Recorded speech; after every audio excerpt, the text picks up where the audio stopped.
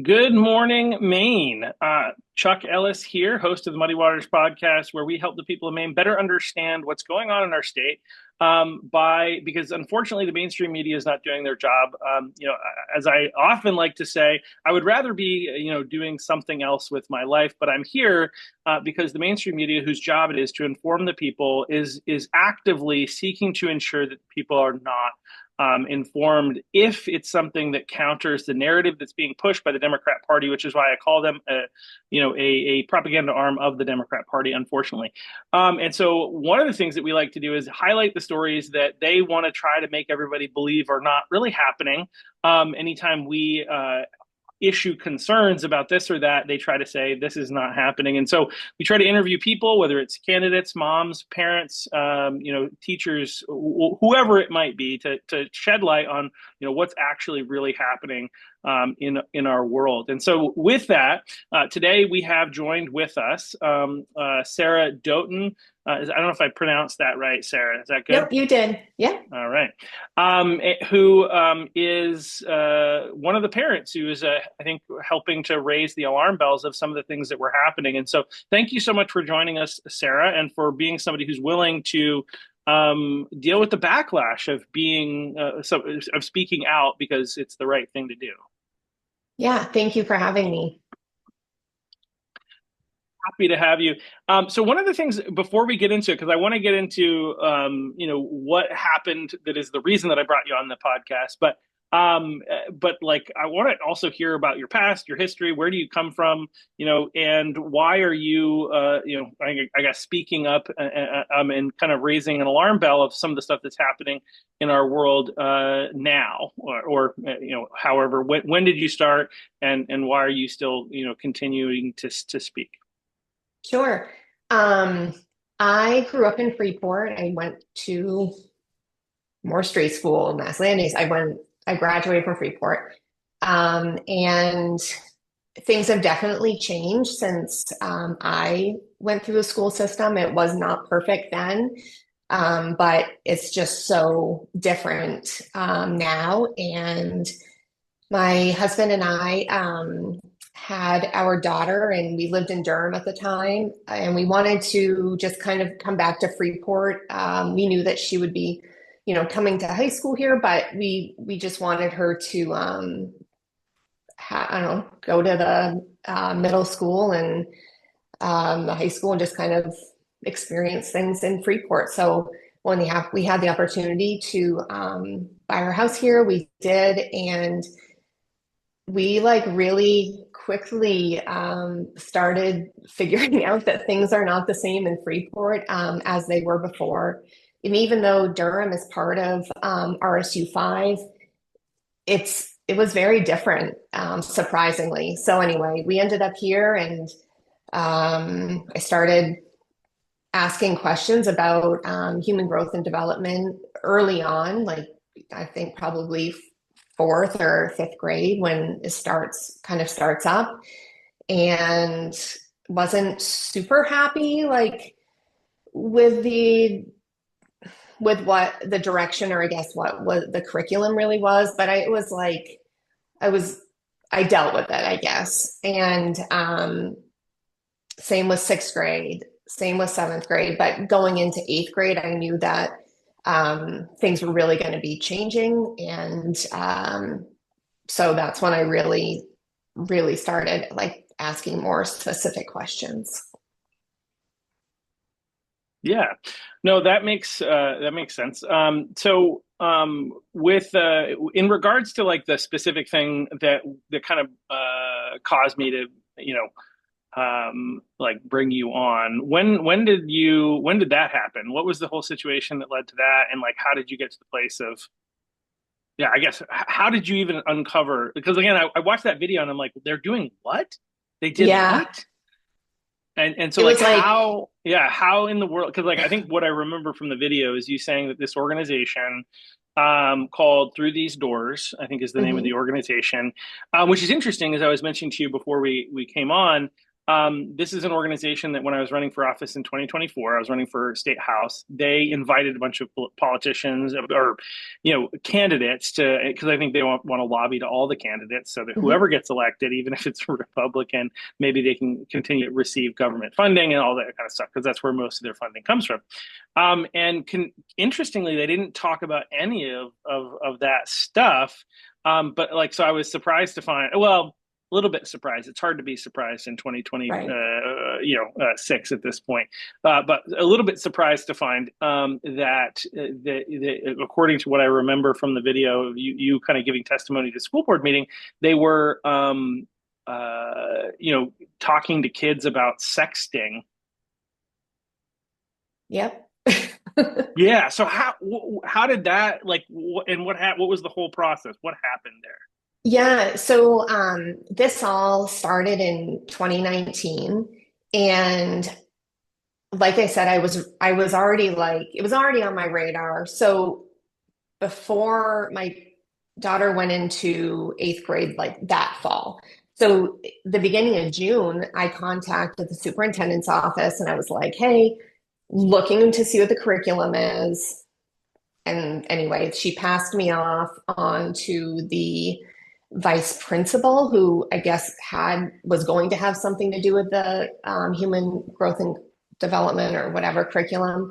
And he passed me off onto the teacher.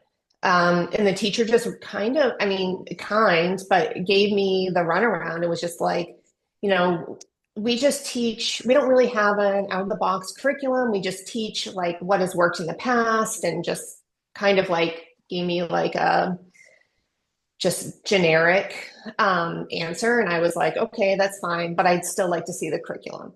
And we like went around and around and around. And eventually she said, well, I'll send you the handout that I send to the parents when the kids come into eighth grade.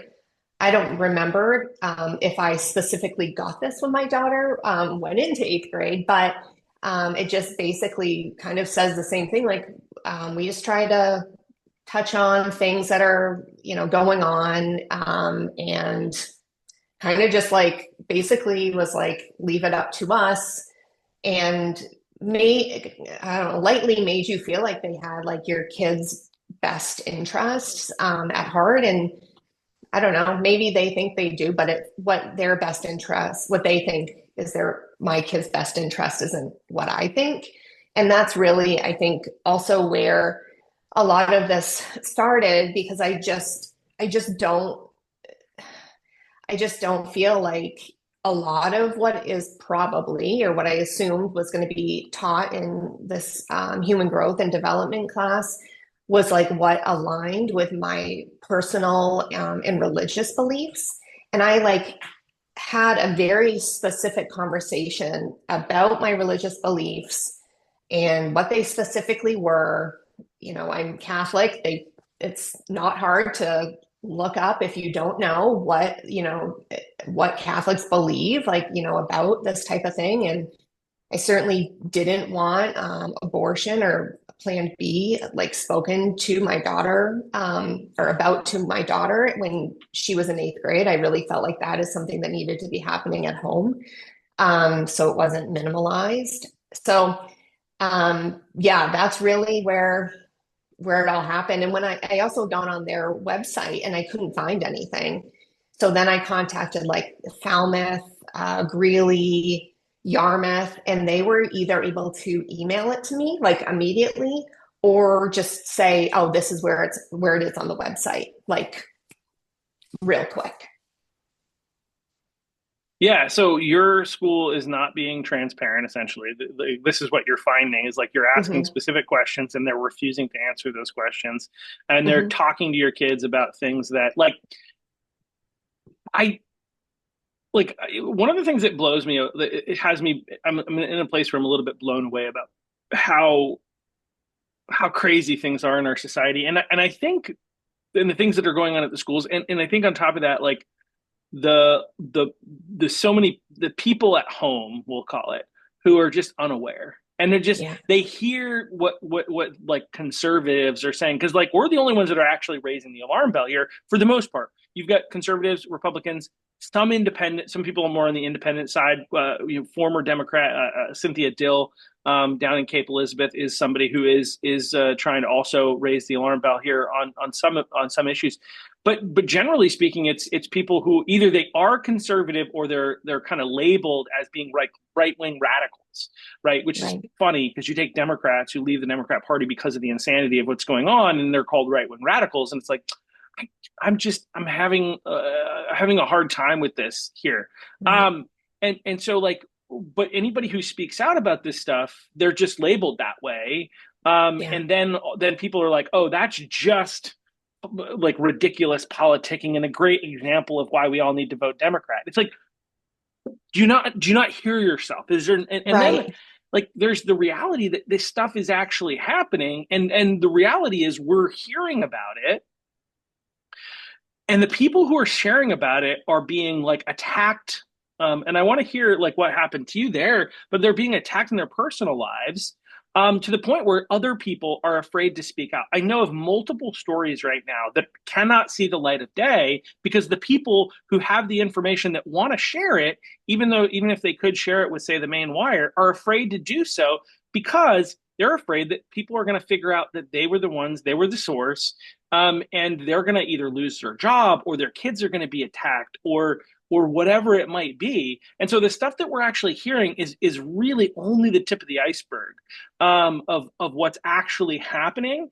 And so it just like it makes me angry and so frustrated that this is the place that we are in the world where your real story is being disregarded by so many people. But again, the schools are trying to keep parents from knowing what's happening to their kids because they've decided that the parents are the enemy. Yeah. They're an obstacle to being able to shape these children the way they want to shape them, on issues that they have deemed that must be the most important. They don't seem very concerned with making sure these kids can think and reason and problem solve. Although they do list critical thinking, but like they have a really weird definition of critical thinking. I haven't figured out Right. what kind of critical thinking they're talking about because it's not very critical, and there's not a lot of thinking going on. So I'm very, very confused. They use that sometimes, but it's like apparently critical thinking means you don't know how to structure sentences and you can't do math. And it's like I'm not like I like if you're critical thinking, you can do those things. Like I just don't understand where the heck they're coming from. And then they also say things like, well, we don't need to worry about those things in particular because of AI, which again that seems the opposite still of critical thinking. Anyway, I went off on that. But yeah, so what happened? So you heard some things that were happening. You tried to bring it to the attention and gain information about what was actually happening, and you were Yeah. basically stonewalled by your district. Other districts that are very openly more radical, I think, like basically we're like, yeah, sure, we'll tell you, we don't care. Yeah, it Um, was surprising. but your district, which is maybe not as radical openly, we'll say, was tried to keep you in the dark. Hmm. Yeah, so Sorry, I I just went off there. no, no, no, no. Um, yeah, I and honestly and to be honest and to your point, if my daughter was still in school, I I probably would not have been speaking about it as much as, I am now. She's out of high school, so that is kind of that. And a lot of the reason is just because, I don't want her grades to be affected. Like I just don't want her to be negatively affected um, by this anymore, I guess, than she already Yeah, had been. But um, anyway, that's not the case. So I am speaking out about it. But yeah, um, yeah, so human growth and development came, the class came. She was like home, she was homesick. I mean, one day, went to school the next day, and she had this group, the Through These Doors group, had actually been in her class for 2 days. So she missed the first day of it. She was only there for the second day. And which I think is kind of an important piece of information, because it shouldn't matter if somebody is there for one day, 2 days, part of each day. Like, you can't just give part of, you know, part information. Like, you still need to be giving people the whole thing. So anyway, so when she went, basically she came home and she was like, you are not going to be happy when you hear what happened in school. I don't think at the time, this is just my personal opinion, I don't think at the time that she necessarily like cared. But she knew that I definitely was going to care.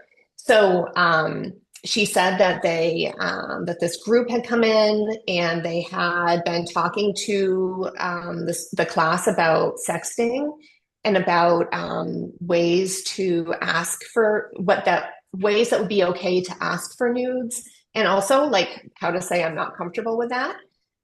With that part, good, but like it doesn't matter, like minor, it's illegal. So but they would say like, okay, they would give a scenario, then they would say like, if you would agree to give nudes in this scenario, go over on this wall. If you are kind of like you're not sure, go here. If you would say no, go over here. So all the kids would, go around, and then they would kind of discuss like why they chose those things. And in I get what they're trying to say. Like, these things happen, right? However, it's super not appropriate to be talking to kids that age about it, like in that way. What age? What is the age range? This is eighth grade, so like eighth grade. Yeah, so like They're 13, talking with 14. eighth graders about sexting. Mm-hmm. This is what they were doing. Yeah. Yep. I'm curious. There's a point in the story where you're gonna be talking to somebody and asking them what in the world made them think that this would ever be appropriate. I would love to hear what they say. Yep. Yeah, Yeah. we'll get there, but continue. Yeah. No, I mean, like, well, kind of like so that was kind of the gist of the class. So I immediately emailed the teacher, and I'm like, so did you have like speakers come into the classroom today? And she's like, yeah, it was through these doors, blah, blah, blah. I'm like, yeah, well, I'm like not super, like, can you tell me about what they talked about? Like, what I was just trying to like kind of get, I guess, her side of things. And she was like, oh yeah. And she's like, this is, they talked about boundary setting and yeah, like ways to ways like that, what a healthy relationship versus a not healthy relationship would look like, and I don't know, that type of stuff. So, and I kind of like pushed back against it a little bit, and she was like, well, I did send this handout home to some kids. And I was like, oh. So I looked at the handout that she then had emailed me after all this had happened. And it was like a letter from through these doors. And I was like, I'm like, why didn't you send this out to everybody? Like, and why am I the only parent that is calling the school and complaining about this? Like, clearly, probably the other parents don't know about this, because I find it very, very hard to believe that I would be the only parent that would have something to say about this. And they just started giving me, they just, yeah, continued to give me the runaround. I got the principal involved. I was like, really, if it was done now, I would be like instantly like, parents' rights and education, like I would be on it. That wasn't around then. Right. So Maine Education Initiative didn't exist. Yeah. So it was like, what do I do? Who do I go to? And you probably felt like there was no support. Yeah. I got support from my priests and like, employees that work at our church. They gave me support, but they weren't like, they don't work for the school system. So like they couldn't offer like support, in that way. or to help like really advocate for me in, in that way. So it was like, Yeah. yeah, I felt kind of alone in the whole thing. And the principal was like, I honestly like did not know that they were in the school. He had no idea that they were even in the school. What? Hmm. Is the He teacher fired? literally, she doesn't work for Freeport anymore. I believe she still is a teacher.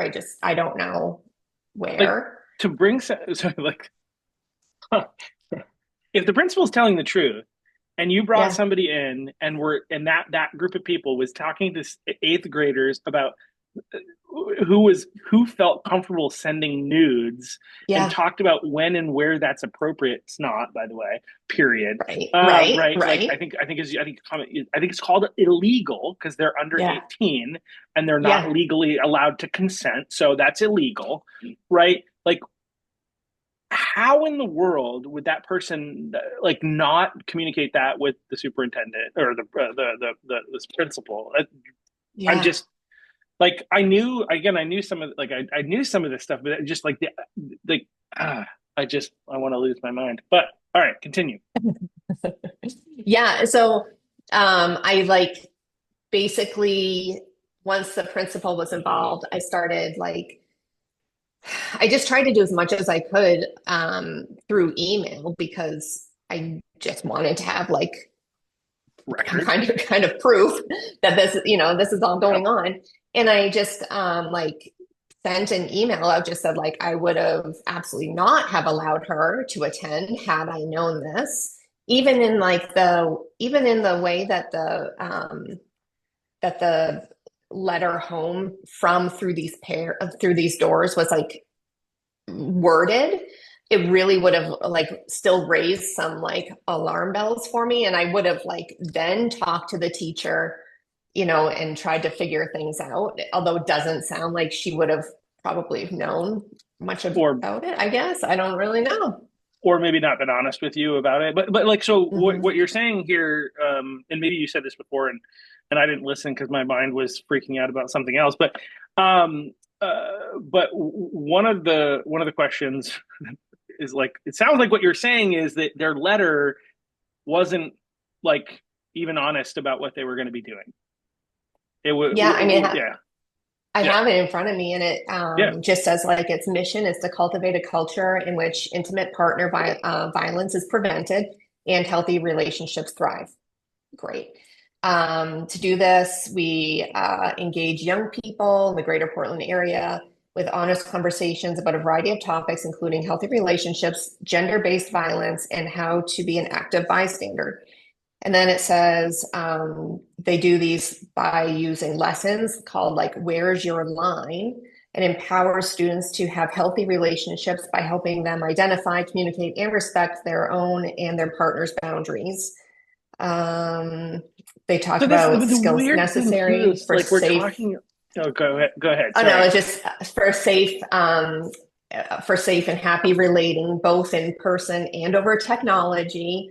And it just, I mean, So goes, and then it's like in the end, it shows who sponsors it, and Planned Parenthood is one of them. And I was like,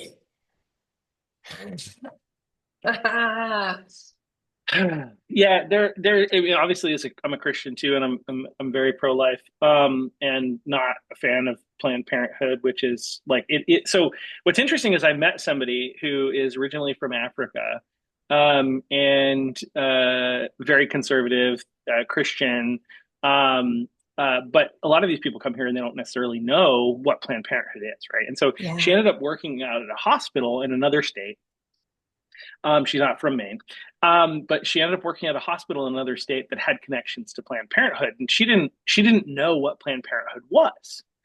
And so she only lasted there about 2 months because as she figured out what the heck was going on, she was like, I got to get out of here. Like, yeah, I'm not in favor of like the stuff they're doing with kids because they're doing, transgender surgeries yeah. on adults and children. They're doing those types of treatments.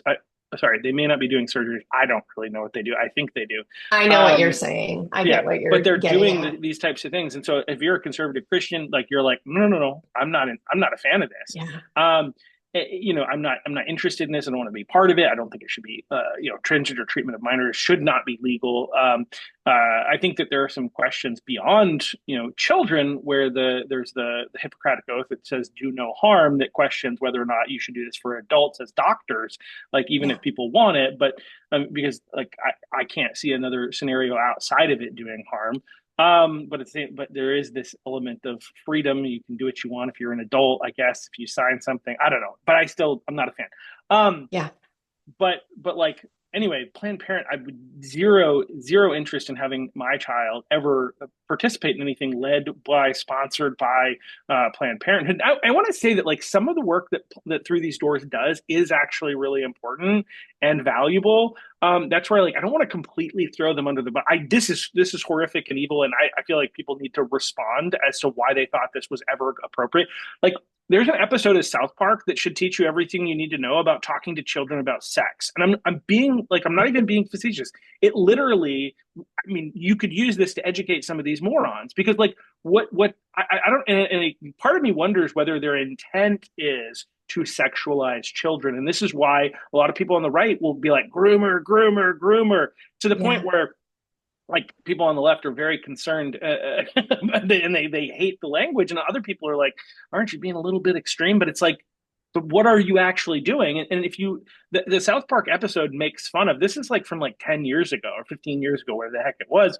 It makes fun of the idea that we want to start teaching sex ed in schools. And part of the reason we're doing it is because parents are being lazy and are Yeah. uncomfortable having sex conversations with their own kids. And so nobody's having those conversations. So the school steps in and says, oh, we got to teach it to kids. And in the episode, what Right. ends up happening is they start teaching it to sixth graders or seventh graders or whatever it is.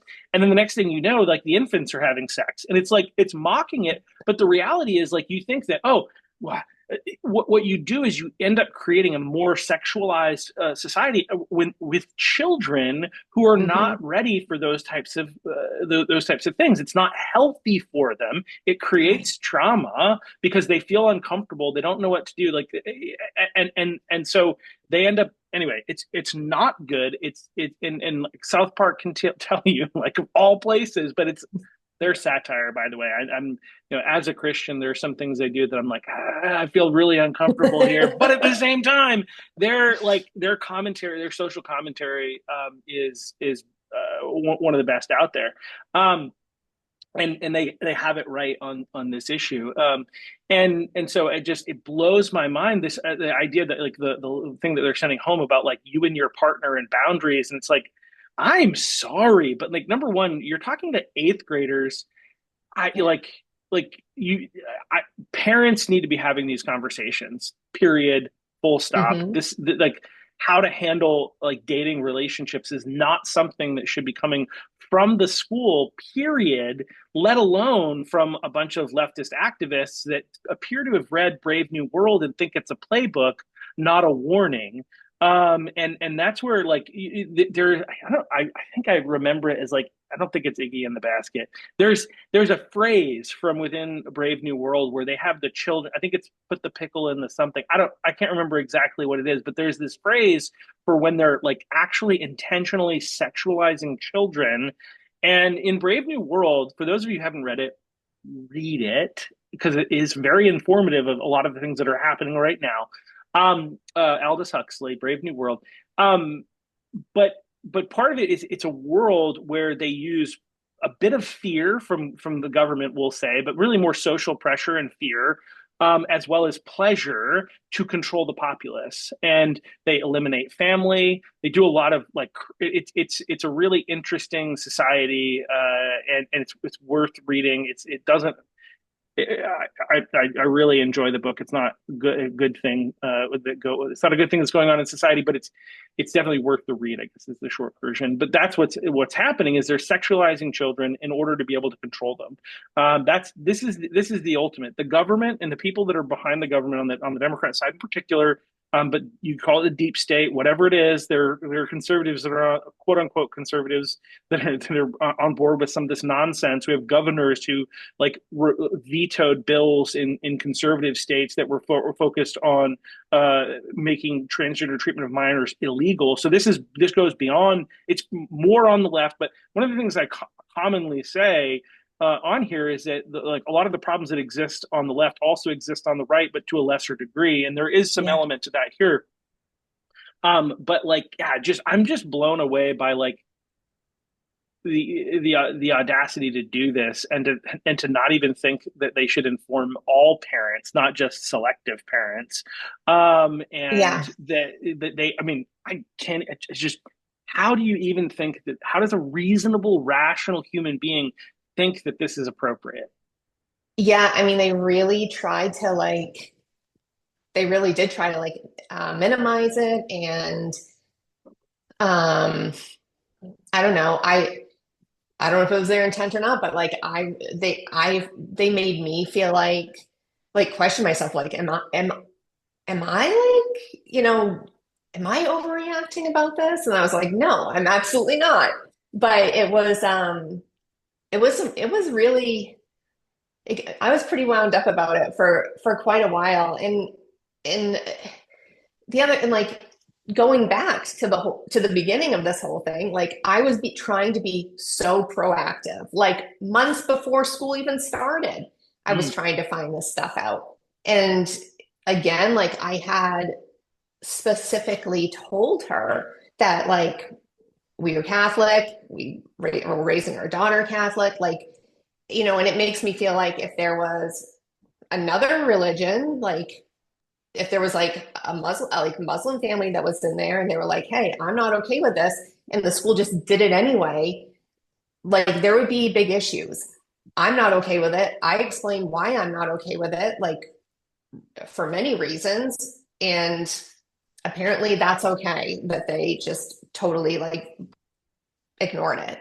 And so mm. it's frustrating. Like it's frustrating for sure. And then I'm, telling my daughter's like friends' parents about it, and they're like, "What? We never heard that happening." I'm like, "It definitely happened." So yeah, it was really pretty crazy. And When was this? How long ago was this? Because this this isn't ha recent. so no, it's not super recent. It happened in 2019. So I before the will, COVID craze, where things yep, really got crazy and everything started to come out, yep, you were ahead of the curve on this. Yeah. like a few months before. And I also, like, before I went and did the parents' rights and education talk, which is what I think you saw, like, my clip on, I, before I did that, I went on the RSU5 website to try to look for the human growth and development curriculum. Couldn't find it. And the link brought me to a dead page. Last night, I went on, I could not find it for like RSU5, like they have like math curriculum, whatever, K through 4. But then I like went into the middle school's website and I did find the curriculum, which is again just a very blanket statement. And it just says, we're always looking into improving what we do in the classroom. We continuously revamp our lessons, units, instruction, and curriculum. Over the past 6 years, we have all been working hard to improve student learning with as many hands-on projects, um, basically units to help engage students. We look at the state and the national test scores. That's a whole nother topic. With middle school students, we feel the instructional changes at the middle school have been very successful for our kids. If you have any questions, reach out. That's that's the curriculum. So it hasn't changed. Yeah. Yeah. Transparency, transparency, transparency. Like, I just, I don't know why people think it's okay not to provide that. And I also like it. I mean, again, if I think part of it is that there are so many people who maybe they don't even know what they think, right? They don't, but like, why are we trusting the government in general? Like, this is the problem that Yeah. I'm at in our society. I don't, and I don't care what government, whose government, like government, period, right? Yeah. Like, why do we get to this place, like where we trust anybody in government? I mean, part of the reason our founders set up our society the way that it did, and I think they would be appalled to see the situation nationally, locally, Yeah. whatever that currently exists is because they don't trust government. And so that's why it was set up in a way that was supposed to be a limited government, because people with power will use that power to their own ends, not for the good of the people. And so the best thing for the good of the people is to have there be less government power and control, not more.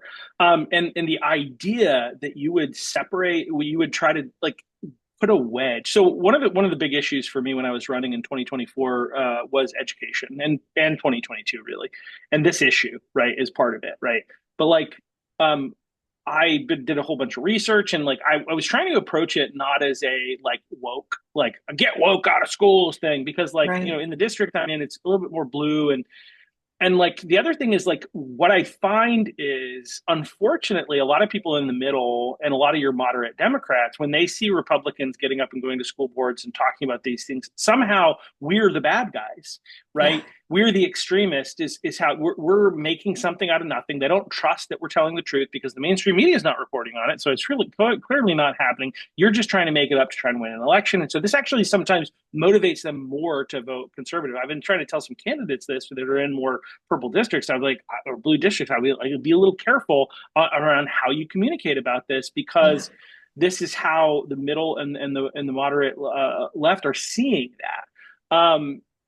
And so partly because of that, I wrote this little like kind of you might call it an article or just kind of my opinion on where I stand on this and what I want to do on the issue of education. And like I did talk about this topic because like if you look at what creates a successful child, like what is the when you're putting together the recipe of what is going to make an environment where children are the most successful, the most important element, the most important ingredient is parental engagement and involvement. That's number one. Hmm. Administration's not on the list, for the record. I think we can get rid of them, and I think we'd be okay. To be completely honest, like I don't care if you're a superintendent, principal out there. At this point, like I'm happy to get rid of all of you, because like you're not I'm being a little facetious here because there is some administrative stuff that needs to happen, but they have way too much control, and they're getting in the way of teachers being able to teach. This is the reason that a lot of teachers are leaving the education Right. system. Really good, high qualified teachers, and the ones that are staying are operating in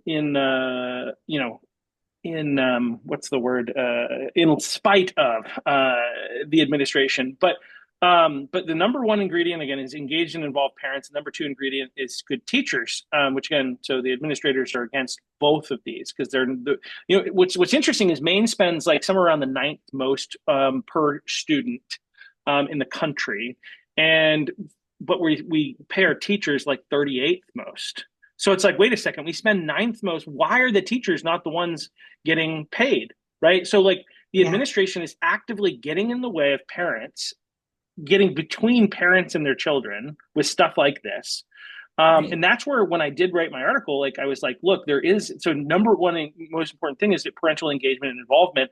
And so why are we driving a wedge? Like these social issues are issues where we are not divided, we are not unified as a country. In fact, a lot of these are 80-20 issues where the majority of people are not in favor of this stuff being taught to their kids, even in blue districts. Um, and so, like, why are we driving a wedge between parents and their children rather than like recognize, given the fact that parental engagement and involvement is the most important thing? It's asinine if you actually care about children being successful. And so, like, I'm just continually blown away by this nonsense. It just like it makes my blood boil, because we're harming children, we're harming the family, which is the bedrock. Just the nuclear family. Sorry, liberals. The nuclear family is the bedrock of a healthy society. Yeah. Period. Right? Yeah. And you're Absolutely. actively trying to undermine that. Like, Yeah. like and if they do know, so like you got a combination of things on the left, in my opinion. You have the useful idiots who don't actually fully understand, and they just think that, okay, I couldn't fight for women's rights, I couldn't fight for for freeing the slaves and all that other kind of stuff, so now I need a fight, and I'm looking for a fight, and I'm told that trans LGBTQIA plus divided sign that is the fight to jump into. And like I don't even think about the details and whether or not like this is real. And what's interesting, Right. like I just can't help but go back to, I know I'm talking a lot, but I can't help but go back to the comment that you said, we're Catholic, right? If you don't have a firm foundation in what is true and what is real, it's really hard to not be pushed around by the waves and the wind of the current fad, right? Like there's the Yeah. parable or the story that Jesus says, like, build your house on the rock, not on shifting sand. And Sorry. if you're not built on you don't have a foundation in truth on something bigger than yourself, you're easily manipulatable into Yeah. believing just about anything. And so like I think that is such an important thing. If you're out there, like spend time in the word, try to get people to know Jesus. Like it is the answer.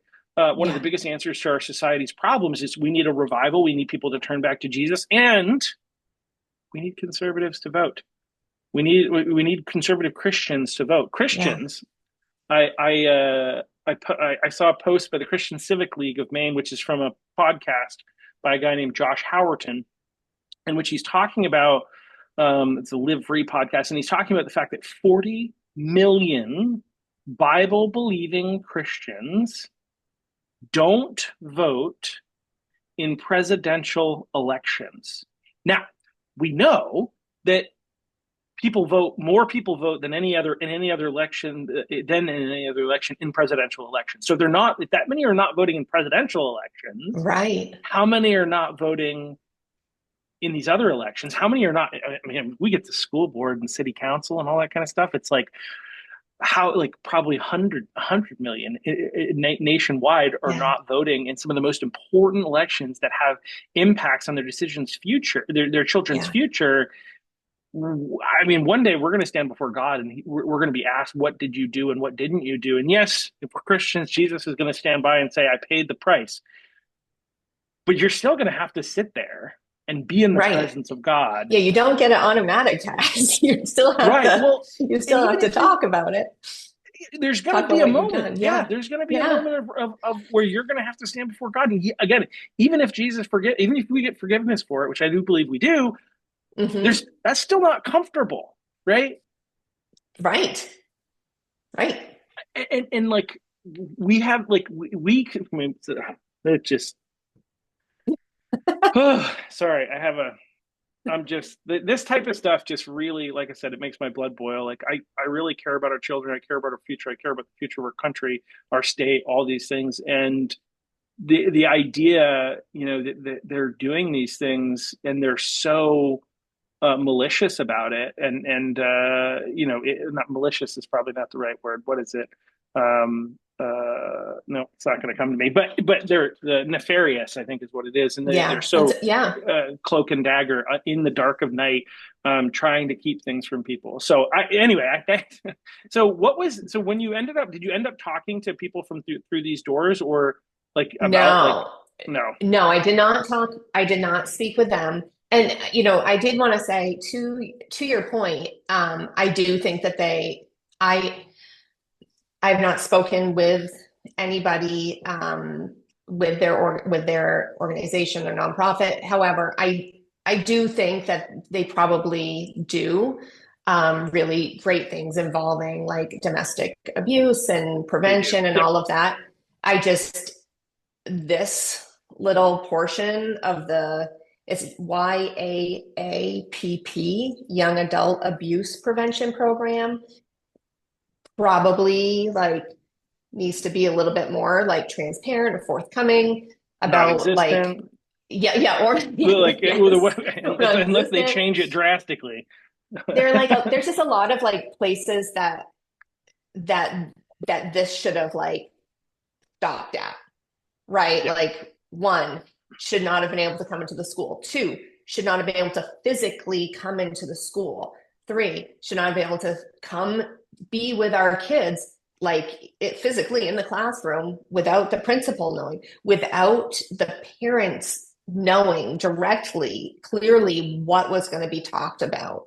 Like then afterwards, like, hey, this did happen. this is what happened in the classroom. Like even do some like cleanup. I don't think that even happened.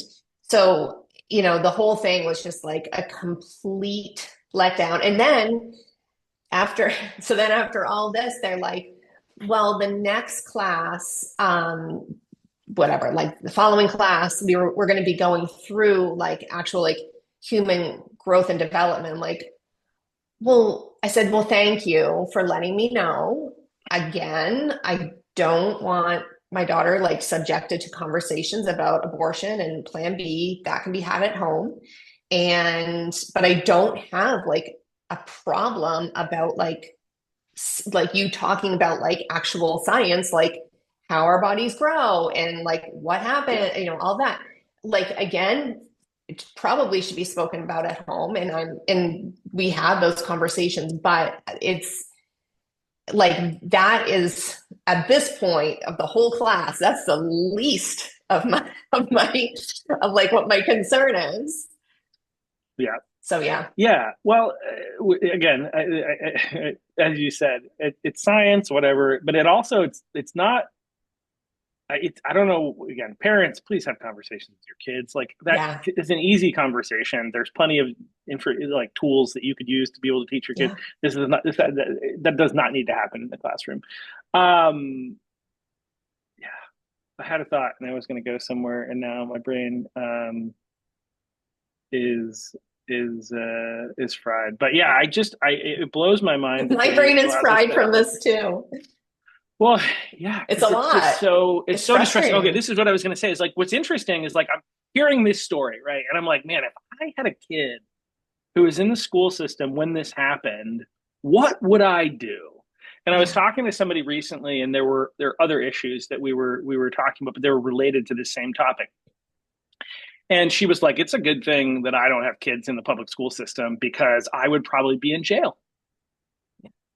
Right. And like obviously I'm not interested like I am not in favor of violence and all these things like that. I'm not saying Right. that, Right. but at the Right. same Right. time, like there's a part of me that like looks at this type of stuff and says maybe like if somebody started doing stuff that was like violence toward people who are like orchestrating all this, like I part of me would be like, don't do that. But also, like, maybe in the future, we'll look back and say, we just sat by and watched Yeah. them mutilate children. We let them get away with it, and nobody stood up and did anything. Yeah. That's a Yeah. question I have. It's like, yeah, violence sounds bad, but at the same time, like, they're literally committing violence against children Right. and I'm trying to so make us think great. we're crazy. Right.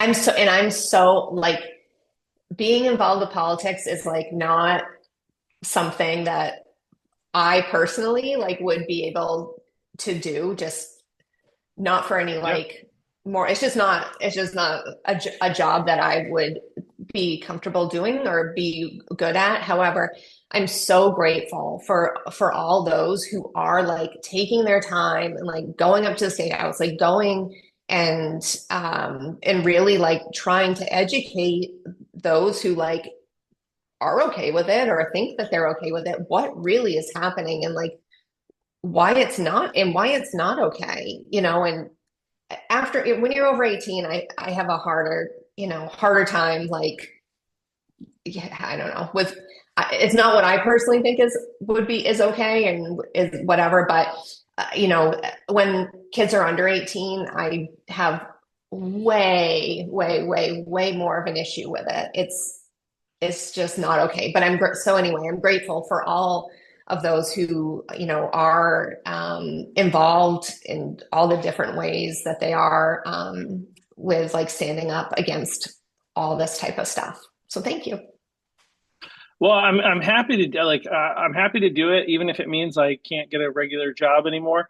which I think it does. But because like we need people to be able to speak up about this. That's the problem. Yeah. They're trying to keep too many people silent, and and again, if you like, I'm sure the people at the Main Wire would be able to tell you that if you had the number of stories where they've had confidential conversations with people who are Oh, not willing to have that be used in a story at this point, but they want to give the information so that if the Main Wire can find it out from somewhere else, maybe they can blow the lid on it. But like people right. who are like, and I've had multiple conversations with people myself who fall into this category.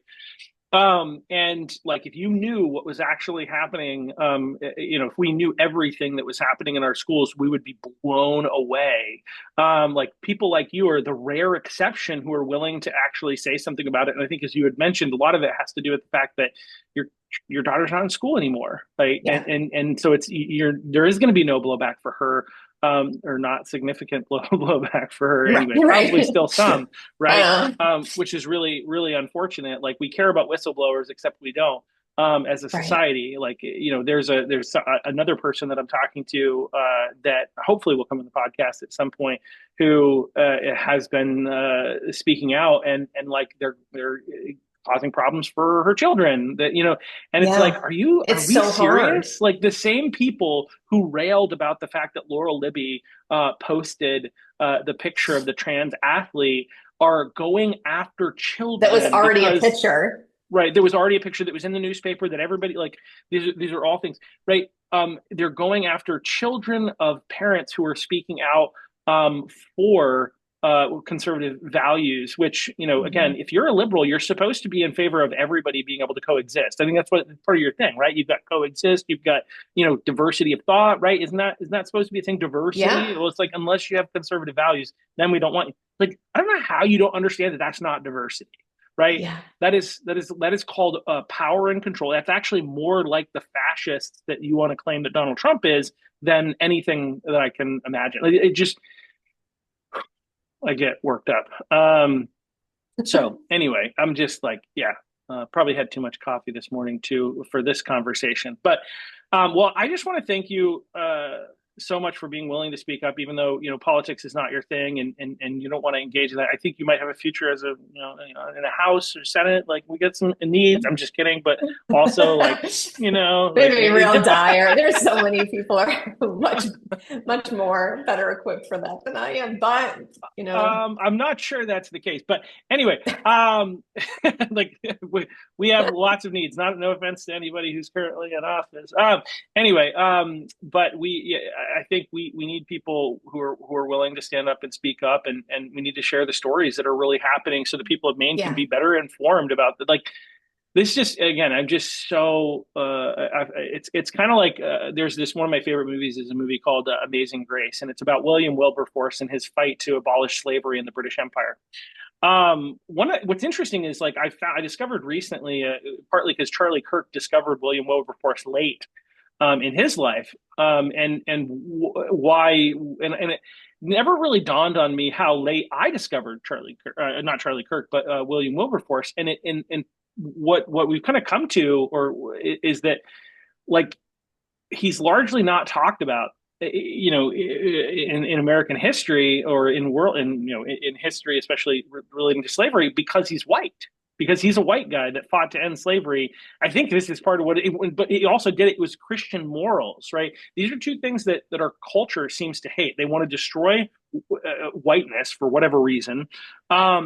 Supposedly, whiteness is the problem for all the problems in the world, relates to Anglo-Saxon people. Like we get all the blame for all the bad things that every single white person ever did, and none of the credit for all the great advancements, scientifically, culturally, Right. that were created. I mean, Western civilization, which is like been a huge positive thing for the world, it was created by white people. So, like, I mean, we can actually be proud of that, actually. But they want to make us feel bad for everything, and so whiteness, and then Christianity, which they also seem to put into the same category. And so people don't know about William Wilberforce. But anyway, so William Wilberforce in the movie Amazing Grace, there's a scene early on where somebody brings in a slave. He's playing poker, and somebody wants to put their slave as part of their bid. And he just gets up and walks out. And somebody comes over to him, his friend William Pitt, who's later prime minister, and says, "You act like you've never seen slavery before." And William Wilberforce said, "For me, slavery is like arsenic. Every new dose doubles the effect."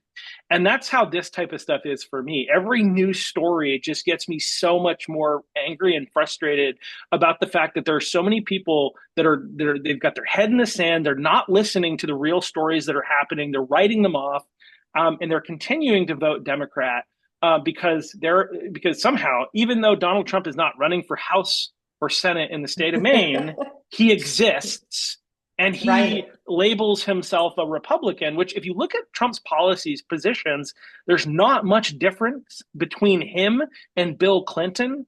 And yet he apparently is the devil. And like the Republic, we blame a lot of people with their TDS want to blame every single Republican for the fact that Donald Trump registered as a Republican and ran as a Republican. What's funny is, just as an additional aside, when Donald Trump was getting ready to run, I've seen the video of him on The View.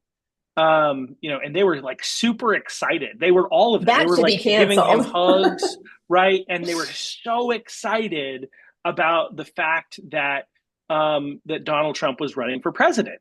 I'm guessing at this point they didn't know that he was running as a Republican, or maybe Probably. they thought that he would. If he anyway, I don't even understand. But that gives you a sense of who this guy is. His policies haven't changed since he started, right? And Hmm. he was initially applauded and praised, and he gave money to the Clintons, all this other kind of stuff. So anyway, but because he exists, because he's registered as a Republican, therefore we have to vote Democrat. And it's so frustrating that this is the world in which we exist. And people operate from this weird assumption they trust the institutions. At this point, the institutions have given us every reason not to trust them, and yet they continue to trust. And that's why this type of stuff continues to happen. This is a really important year. We need people to get out and we need people to vote. We need people to vote for Republicans, or if there's an independent running against a Democrat, I say go there. Because we need the Democrats to lose, even if you're not in love with absolutely everything on the Republican side. The Democrats are going too far. They're passing a supplemental budget, I think, that's over $1 billion, in additional taxes that they're going to be in additional spending on top of the huge bill, like record spending bill they passed last year here in the state of Maine. And they're all the additional taxes, all this nonsense. Janet Mills is sending $300 vote for me checks in the mail to try and win a Senate election that she's probably about to drop out of. It looks like. Yeah, it sounds like Um, that. and so, it's just incredibly reckless. Their energy policies are reckless. Like, they have to lose here in the state of Maine. So, otherwise, like, it's just going to get more and more expensive and harder to live here. And I don't know how you keep blaming the cost of living issues on President Trump when most of them are actually driven by local policy. And especially given the fact that Donald Trump has a long-term history as being president of actually positively impacting cost of living. Yeah, temporary negative impacts related to oil is a short-term thing, but like ultimately, like they're still trying to do it. And anyway, I'm so frustrated. We've got to get people back. We got to get conservative control in Augusta, or it's just going to get worse here in the state of Maine. So anyway, sorry about that whole rant. Obviously I'm No, really I think fired up you're about right. this stuff. Like there's a saying, pennies make millions, and it's like true about people voting also, like five people don't vote, that could make it. Like that could be what sways the vote one way or the other, and Yeah. is important. It sucks. Well, Like it sucks waiting in line. It sucks having to go there after you've been at work all day. Like it's not overly enjoyable, but just do it. and do a little bit of research. Do a little. It doesn't have to be a Yeah. ton. I'm trying to interview as many candidates as I can if you want to learn about people, but do a little bit of research. Talk to some people. Like let's try and make sure that we get people who are sane in there. And what's really unfortunate is the Democrats keep lying, and you have candidates who are like Tim Nangle out of Wyndham. I think he lives in Wyndham. He represents, he's a senator. He represents Wyndham, Raymond, Casco, Fry Island, and parts of Westbrook. um he made promises to Bill Diamond that he was going to work on some stuff to help stop children from dying in DHHS care. And then, as soon as he won, after Bill Diamond didn't endorse his opponent, Bill Diamond has since passed away, unfortunately. As soon as Tim won, he said, "Well, no, I think they're doing a fine job there in DHHS." And Bill's sitting there, again, before he passes, like, I don't know, 150 kids have died under DHHS care during the Mills Awful. administration, and you think that's okay? And I have family members who are dealing with DHHS right now, and it's not good. And like, it's a train wreck, and most of the people who work there think it's a train wreck. And so Hmm. I don't know how you come to the conclusion that they're doing a good job, but that's the type of stuff that you get from Democrats. They'll make promises in order to get elected, and then they will not carry them through. And that's just one example. So we got to get out there. We got to vote conservative. We have to, take back our state, because if we don't, they're just going to ruin it, and they already have in so many ways. And yeah, this type of stuff, like I said, makes my blood boil. But anyway, thank you once again, Sarah, for coming on. Anything You're else you want to share welcome. before we go? No, just don't be afraid to speak up. And now there's so many resources that we kind of quickly talked about, but like parents' rights and education, amazing, amazing support and advocacy. Like they've been going all over the state and educating people and going to school board meetings. And even when they personally live hours away from the district, they've been going, staying there late, trying to help. And Yep. so there are a lot of resources that are available to parents now to kind of get a little bit more support. Yeah. Yeah. Alan Sarvinas is doing God's work with Pre. I'm going to be interviewing him briefly on Monday.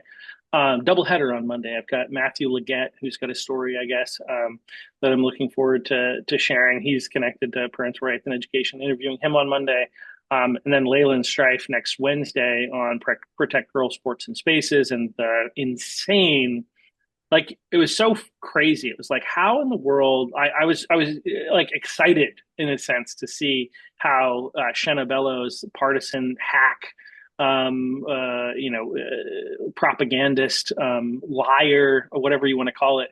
I was excited to see, and I mean that, like, I was very Yeah, interested, because I knew she was going to do something crazy. It's like, how is she going to spin this? And right. she proved that she can take anything and make it sound horrible.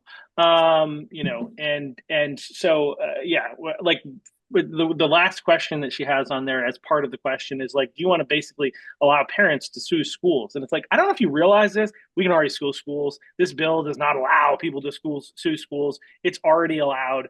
like Right. like how, like, I mean, she should be put in jail for her, like, dishonesty here. This is absolutely ridiculous. You're in too high of a position.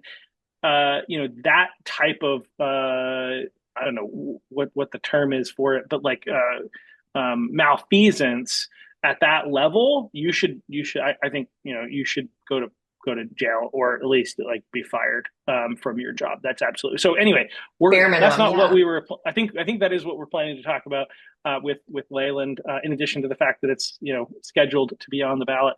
We'll talk about that on Wednesday. So fun stuff coming up. But yeah, Alan's Yeah. great. Alan's great. Maine Education Alan. Initiative with Yeah. Heidi Sampson is Mm. also an incredible resource for parents. If you have something come up, these are some great people to talk to. What's fun is I was getting together with some friends, and they were sharing this story about how there were these like kids that were like 6 years old or something like that, very young, 6, 7, I don't know, grade school, who were like being kids and like laughing at another kid, which is probably not appropriate, right?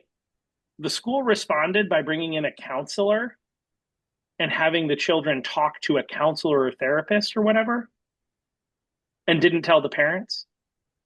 Interesting. Another Problem. crazy thing that's going on in our society. Like, what? Yeah. So anyway, fun facts. This is the world we live in. So, all right. But Well, thank you. there are people like you who are doing great things. So thank you. Thank you, and I do what I can.